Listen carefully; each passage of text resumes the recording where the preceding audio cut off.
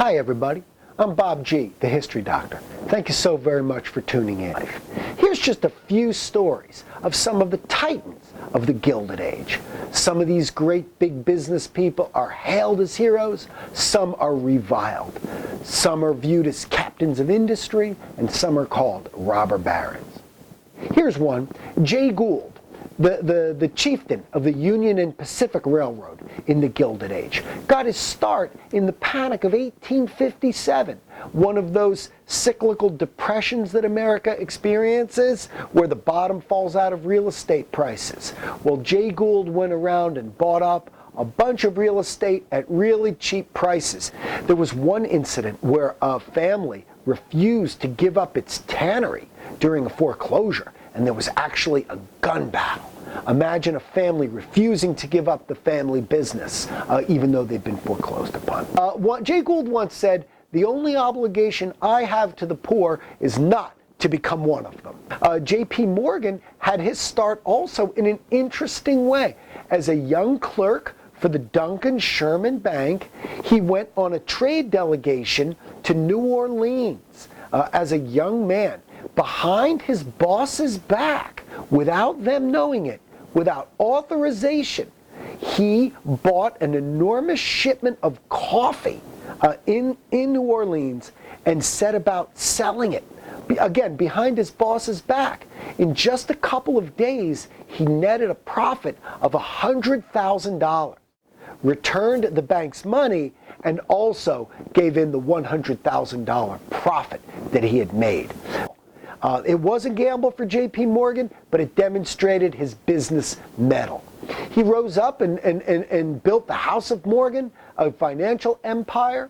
In 1907, he actually kept the federal government running, kept the federal government afloat by himself in 1907 by floating the federal government alone. In northern Minnesota, a box of gold watches came. No one claimed them. So young Mr. Sears struck a deal with the manufacturer and set about selling them.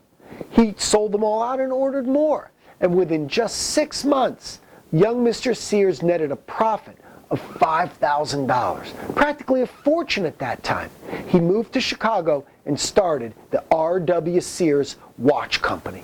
Because the nation had just been divided into time zones, a wristwatch was no longer a luxury for a farmer, it was a necessity. Farmers had to meet railroad schedules because farm produce is perishable.